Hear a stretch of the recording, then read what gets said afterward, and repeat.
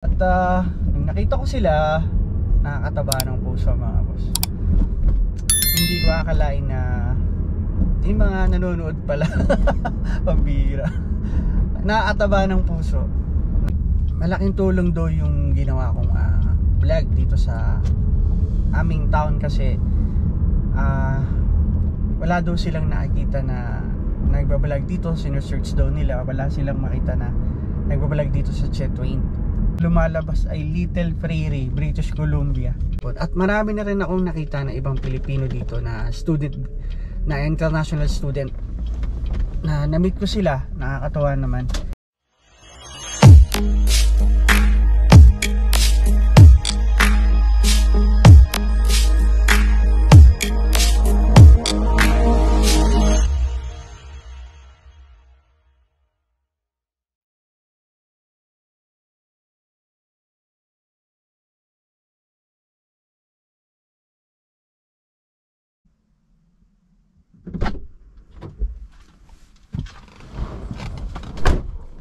What's up mga boss? Magandang umaga sa inyo mga boss. Medyo malamig na mga boss. Lumalamig na yung hangin. At next month fall na mga boss. Kaya kung mapapansin nyo sa tuwing dadaan tayo sa kalsada, mabibigyan pansin nyo yung mga puno, nagdidilaw na talaga siya. Yun ay sign na malapit na ang winter mga boss. Okay mga boss, ngayon po ay araw ng Martes at ako po ay day off sa IGA. Pero may part-time ako mamayang tanghali. Ang oras po natin ay alas 10 ng umaga dito po sa amin sa Canada. Kung nasan man po kayo ngayon, ingat po kayo dyan. Nawa po kayo ay safe ngayong oras na to. Samahan nyo na naman ako mga boss sa buong araw ko kung ano man ang mangyayari sa akin ngayong yung masabing good or bad. Sana lahat ay positibo ngayong buong araw na to. Kasi hindi ko talaga alam ang mangyayari sa akin sa isang araw sa tuwing ako ay nagbablog. So samahan ninyo ako mga boss. Okay mga boss, ngayong araw na to, ngayong umaga na to ay pupunta ako sa Home Hardware. At bibili ako ng sealant dahil dun sa aming silong, ang tawag ko dun silong sa Tagalog sa amin sa Pilipinas kasi yung bahay namin nakaangat na ganyan to sa ilalim nun may silong. Nandun lahat yung mga PVC, yung papunta ng banyo, sa lababo, ganyan, mga grifo. Dun sa may yung isang PVC doon ay may leak na konting tulo lang naman mga boss. Ngayon para hindi na dumami at ayokong gawin ng winter at sobrang lamig, kaya ngayon gagawin ko na siya, didikitan ko na siya. Pupunta ako ng Home Hardware. Samahan niyo ako mga boss. At may pinabibili yung binata ako sa akin. Eto ayan mga boss. Ito yung remote start ng sasakyan kong kotse. So, ito try niyang gawin. Pinabibili niya ako nung baterya nito. Let's go mga boss.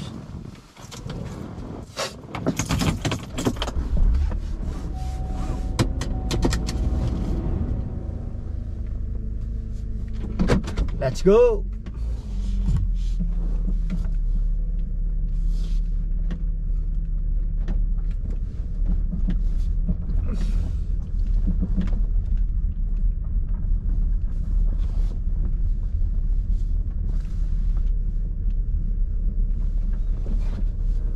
Tuwing nakakita ko sa likod ko yung bahay dun sa kabilang dito sa kaliwa ko, 3 puno yung pinaputol niya. Nakakapanghinayang pero kailangan niyang putulin kasi tumama na siya dun sa linya ng kuryente. So para safe, pinaputol niya na. Ang alam ko mga boss, i-correct nyo ako kung hindi ako nagkakamali sa mga taga Canada. Ang bayad ng pagputol ng puno mga boss sa isang puno ay, hindi ako nagkakamali kasi may nagsabi lang sa akin, 700 ata o 800 isang puno. $800 Canadian dollars mga boss. Diba? Ang bigat. Ang bigat para sa isang katulad kong Pilipino. Pero ang may-ari naman ng bahay na yun ay Canadian. So normal na sa kanila yung gano'ng mga presyo mga boss. Mura na yun. Sa atin lang naman Pilipino tayo medyo yun naman talaga totoo mga boss eh. Kahit ako mga boss nako. Di ba kung naalala niyo pa ako nakasabibigay sa vlog ko, minsan yung binibili ko kino-convert ko sa peso. Tapak ako kripot mga boss. Hindi naman mga boss, talagang kailangan lang talaga tayo na ika nga sabi nga nila maghigpit ng sinturon mga boss. Ganun talaga eh. Hindi pwedeng makipagsabayan tayo mga boss. So may mga nangunguha ng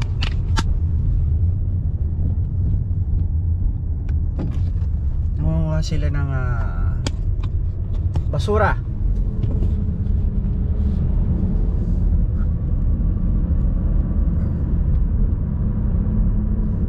Kahapon mga boss, dito para makita nyo yung pangit kong mukha.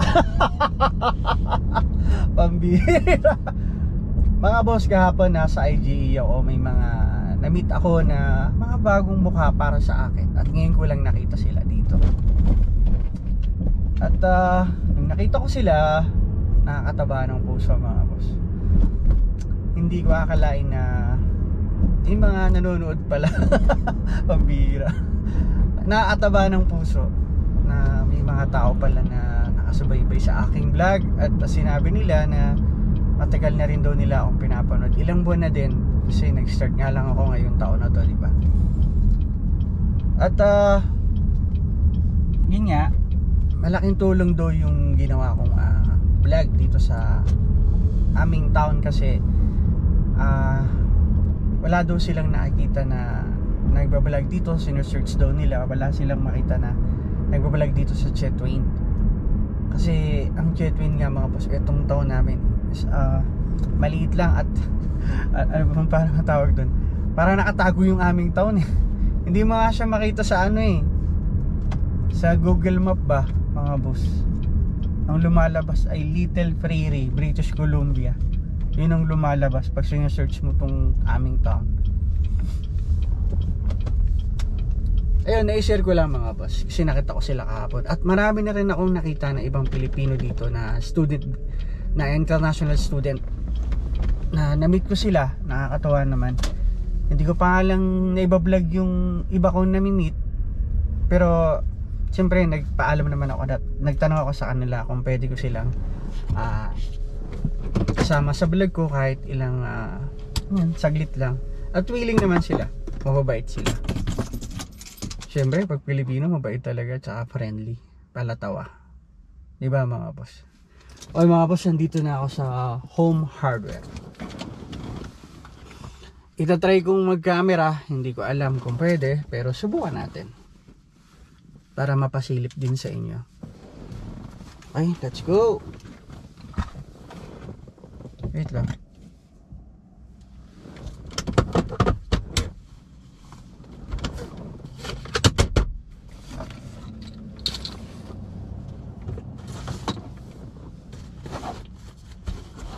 Dami kasing dala, pambiya. Wait lang mga boss.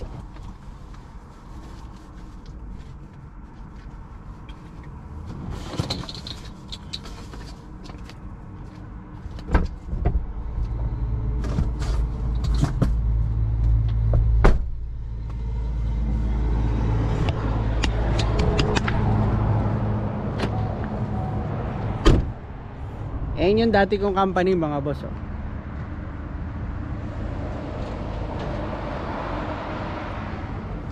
Gawaan niya ng kahoy. Nagsara na kasi. Kaya malungkot ako. Hindi, joke lang mga boss. Marami naman trabaho dito. Let's go mga boss.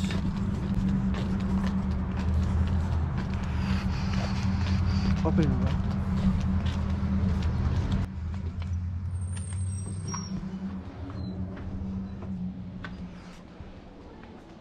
Morning.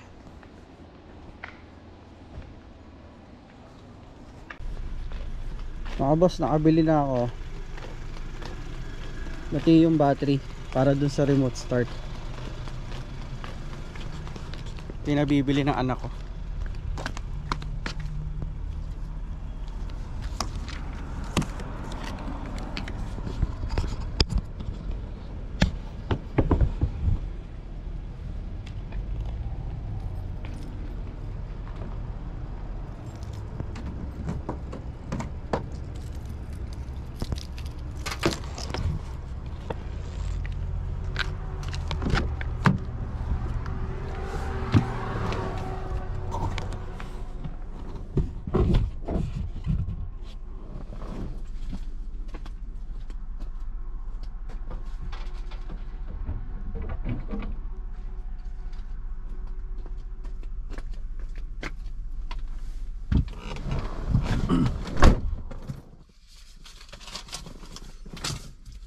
Ito na mga boss, ito yung recommend nila sa akin. Flex tape.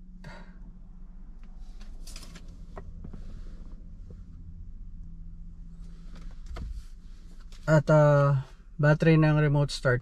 Sana mapagana ng anak ko. Ito try niya lang naman daw kung gagana. At binigyan pa ako nito. Pre naman tinanggap ko na.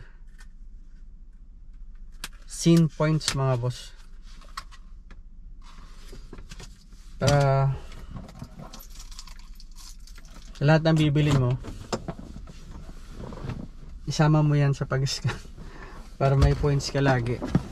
At pag naipon yon, pwede mo ibili ng ibang item. At marami pang iba na pwedeng paggamitan yan. Let's go mga boss.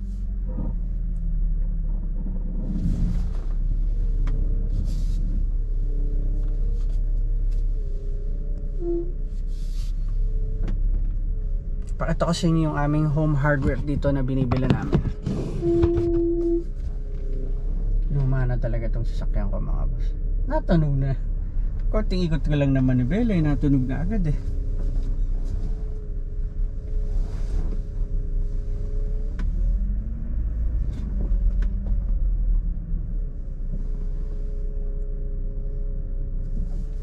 Ayan mga boss.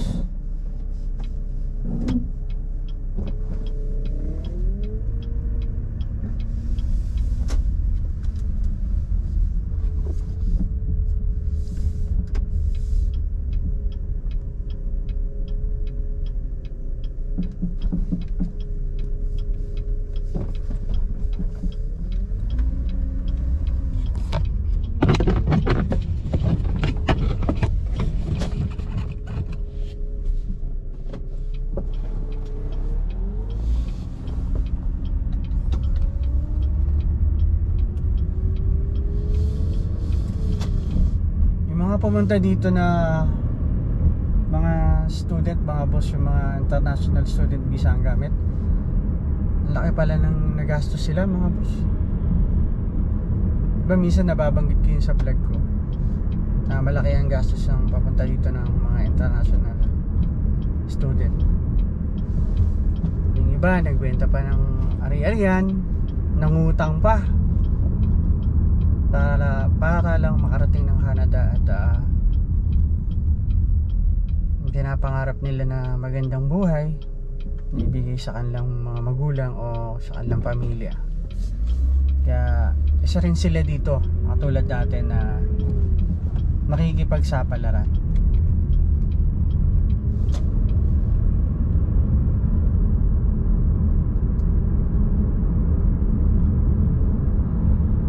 Siyempre hindi mo naman susubukan kung hindi mo malalaman na hindi naman pwedeng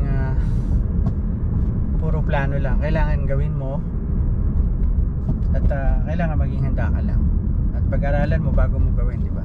Yan, tulad doon, papunta dito student visa, malaking pera, kailangan paghandaan mo talaga at alamin mo talaga, pag-aralan mo lahat yung pupuntahan mong lugar. Ano na yung pamumuhay dito, pambihira. Ano ba yan? Okay, nagdodre yung labi ko mga boss, parang hangin.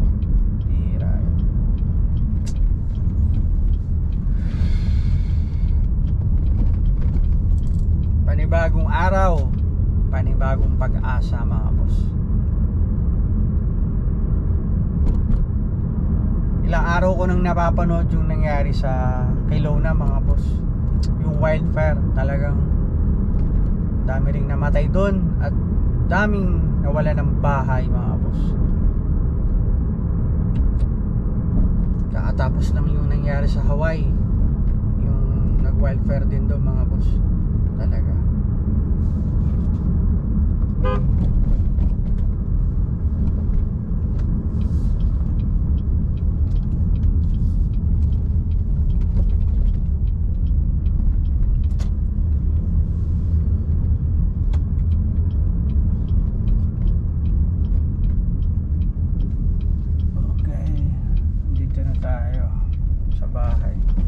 Bisita ako mga boss. Yan o. Magulang ni Boss Brandon, umuo pa sa amin na bata. Dinalo nila yung kanyang anak.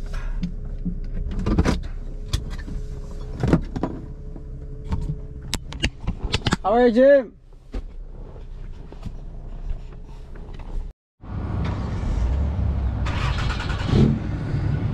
Mga boss, uwi na tayo mga boss. Naglalakad ako ngayon. Pupunta ako dito sa kainan mga boss. Pambira. Minsan lang to mga boss, makikain na tayo. Mga boss, may tindahan seafoods.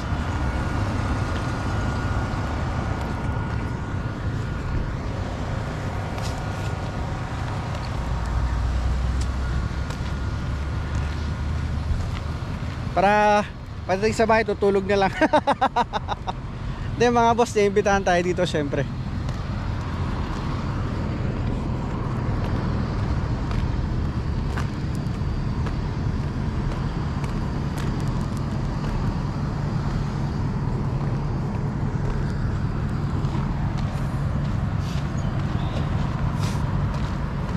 Busy ngayon mga boss, dami deliver.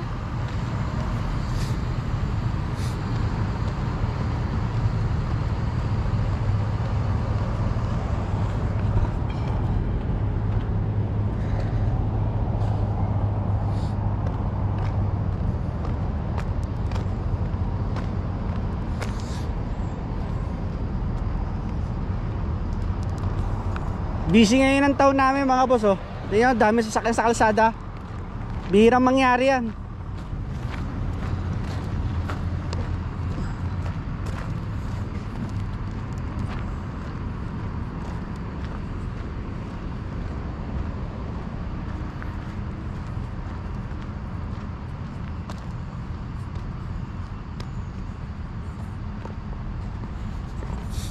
Tingnan nyo mga boss kung gaano kalinis dito yung kalang ano.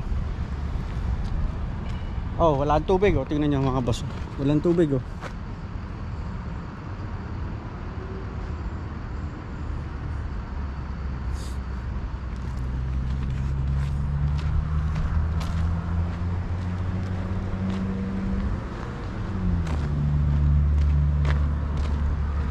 Pupunta ako kala Boss Arnold mga boss eh. Makikikain ako. Dito sana ako dadaan. Meron naman sasakyan. Pambira. Baka mamaya kung ano ginagawa nitong mga to dito eh. May sasakyan eh mga boss eh. Sana ako dadaan eh. Malapit lang ako dyan pag dyan ako dumaan eh. Ikot patuloy ako, pambira.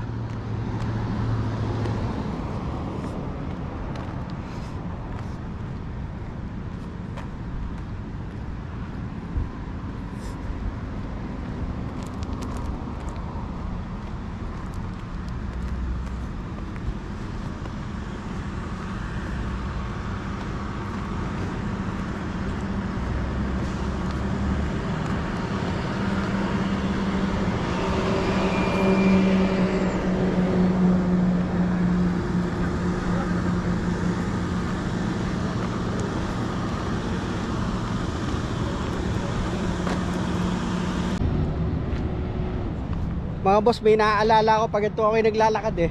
Tapos pupunta ako ng kainan mga boss. Naalala ko pag piyesta sa baryo namin mga boss eh. Nakikipiesta ako, pambira. Naglalakad ako.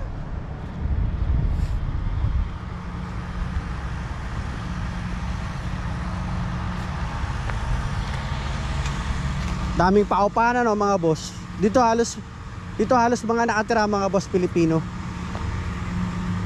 Nagtatrabaho sila sa A&W mga boss.